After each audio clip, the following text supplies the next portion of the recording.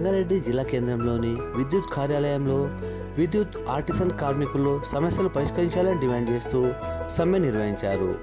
కాంగ్రెస్ ప్రభుత్వం ఇచ్చిన హామీ మేరకు వెంటనే తమ ఆర్టిసన్లను రెగ్యులరైజ్ చేయాలని డిమాండ్ చేసిన యూనియన్ నాయకులు.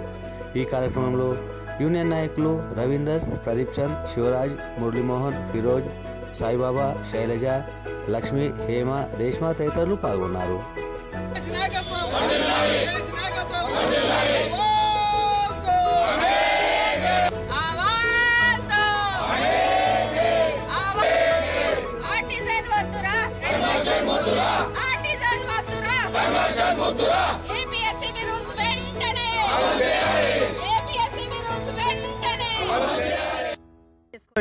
ఈ మధ్యన న్యూస్ ఏమొచ్చిందంటే కరెంట్ ఆఫీసులు అంటే వాళ్ళకేం తక్కువ జీతాలు ఫుల్ మస్తు ఉన్నాయి అని అంటున్నారు.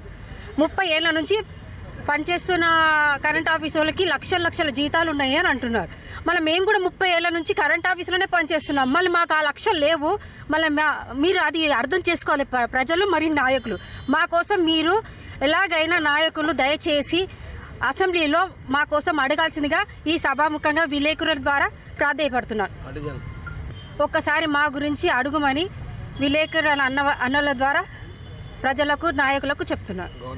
సో మాకు కూడా జీవో ప్రకారం 11 ప్రకారంగా కనీస వేతనాలు ఇవ్వాలని కోరుకుంటున్నామండి.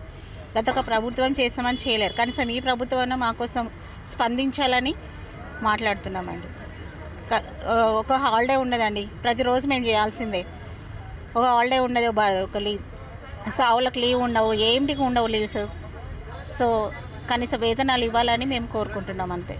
మేము గత 20 సంవత్సరాలు, ఒక్కొక్కరు 25 సంవత్సరాల నుండి సంస్థను నమ్ముకొని విద్యుత్ సంస్థలో ఆర్టిజన్ పనిచేస్తున్నాము. గత ప్రభుత్వ కాలంలో మిమ్మల్ని పర్మనెంట్ చేస్తున్నామనేసి చేస్తూ ఆర్టిజన్లుగా మమ్మల్ని నామకరణం చేసి పక్కన పెట్టేశారు.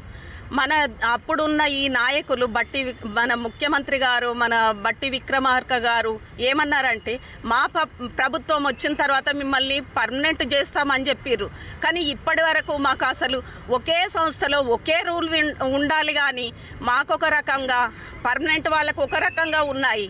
కావున మాకు అందరి ఆర్టిజన్లది ఉద్దేశం ఒకటే, ఒకే సంస్థలో ఒకే రూల్ ఉండాలి. మాకు ఏపీఎస్సీబీ రూల్స్ కంపల్సరీ మాకు ఒకటే కావాలి. మాకు ఏపీఎస్సీబీ రూల్స్ కావాలి. ఇక్కడ కాంట్రాక్ట్ లేబర్గా పనిచేస్తున్నామండి. మాకు శాంక్షన్ అప్పుడు గ్రేడ్ 1, గ్రేడ్ 2, గ్రేడ్ 3 అని వస్తుండే. ఈ బీఆర్ఎస్ ప్రభుత్వం వచ్చినాక మమ్మల్ని 17లో కాంట్రాక్ట్ లేబర్లు అందరినీ కూడా రెగ్యులరైజ్ చేసామని ఒక జీవో తీసుకొచ్చారు. ఆ జీవోలో ఏముందంటే మేమంతా పర్మనెంట్ అని చెప్పారు. ఆ రోజు ఆదివారం రాత్రి ఆర్డర్లు ఇచ్చారు. అంటే అప్పుడు ఏపీఎస్సీబీ రూల్స్ కింద మాకు పర్మనెంట్ అని ఆర్డర్ ఇచ్చారు. మరి మండే రోజు దాన్ని క్యాన్సిల్ చేసుకుంటూ మళ్ళీ ఒక ఆర్డర్ ఇచ్చారు. అంటే బీఆర్ఎస్ ప్రభుత్వం ఏం చేసిందంటే మమ్మల్ని రెగ్యులరైజ్ చేస్తూ ఒక జీవో తెచ్చింది. ఇమీడియట్గా మళ్ళీ జీవోని సస్పెండ్ చేసింది. అప్పుడు 17లో అప్పుడు సంస్థలో మొత్తం 25,000 మంది కార్మికులు పనిచేస్తుండే సార్. అంటే అన్ని రకాలుగా పనిచేస్తారు. జేఎల్ఎం అని, ఆఫీస్ సైడ్ ఉన్న అటెండర్ అన్ని రకాలుగా చేస్తారు. కాకపోతే అప్పుడు మాకు ఆ ప్రభుత్వం మోసం చేసినట్టే ఇప్పుడు ఈ ప్రభుత్వం కూడా అలాగే చేస్తుంది. మేము ఒక 30 ఏళ్ళ నుంచి పనిచేస్తున్నాము. మా క్యాడర్ పెరగలేదు, మాకు ప్రమోషన్లు లేవు, లీవులు ఉన్నాయి, జీతంలో వ్యత్యాసము, మెడికల్లో పోతే మెడికల్లో వ్యత్యాసము, తర్వాత కంపాషనేట్ అపాయింట్మెంట్లో కూడా దాంట్లో వ్యత్యాసం ఉంటుంది. మాకు ఎక్కడ లీవ్ ఉండయి. ఇప్పుడు పీసీ అమ్మాయి చెప్పినట్టు పీసీ వాళ్ళు చేస్తారు. వాళ్ళకు ఒక పీఆర్సీ చింపితే ఏదో ₹2 వస్తుందండి. వాళ్ళకి జీతం అనేది ఉండదు. మా డిమాండ్ ఏంటంటే ఫస్ట్ వాళ్లకు 30 రోజులు పనిదినం కల్పిస్తూ వాళ్ళను కూడా ఆర్టిస్టులుగా గుర్తించాలని అదొక డిమాండ్. తర్వాత ఏపీటీఎస్ వింగ్ అని ఒకటి ఉంది. దాంట్లో సెక్యూరిటీ గార్డ్గా చాలా మంది పనిచేస్తారు. మమ్మలను ఆర్టిస్టులుగా గుర్తించినా కానీ వాళ్ళని ఇప్పటివరకు కూడా కాంట్రాక్ట్ లేబర్ అని పనిచేస్తారు. ప్రతి ఏపీటీఎస్లో వింగ్లో ఒక 7-8 మంది ఉన్నారు. వాళ్ళందరినీ కూడా ఆర్టిస్టులుగా గుర్తించాలి, అదొక డిమాండ్. రెండో డిమాండ్. మూడో డిమాండ్ ఏంటంటే మాకు లాస్ట్ ప్రభుత్వం ఏదైతే చేసిందో గత 10 ఏళ్ళ నుంచి అదే అన్యాయం కూడా ఇప్పుడు మాకు జరుగుతుంది. మన బట్టి విక్రమార్క గారు నుండి మన రేవంత్ రెడ్డి గారు నుండి అప్పుడు పాదయాత్రలో చెప్పినప్పుడు ఏం చెప్పారంటే మా గవర్నమెంట్ వస్తే ఇమీడియట్గా మీ సమస్య పరిష్కారం చేసి మిమ్మల్ని రెగ్యులరైజ్ చేస్తామని చెప్పారు.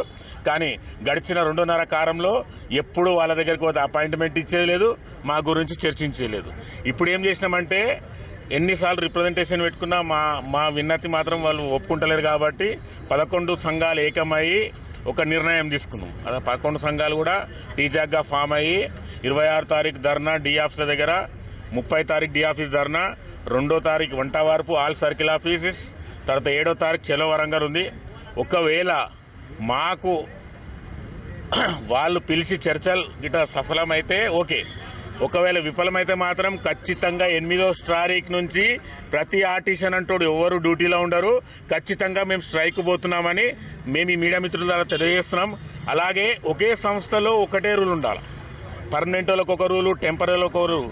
ఇక్కడ ఏమైందంటే జీతం కాడ వ్యత్యాసం, మెడికల్ కాడ వ్యత్యాసం, కంపాల్సరీ పాయింట్ కాడ కూడా ఎక్కడ లీవులు ఉండయి, ఏముండయి.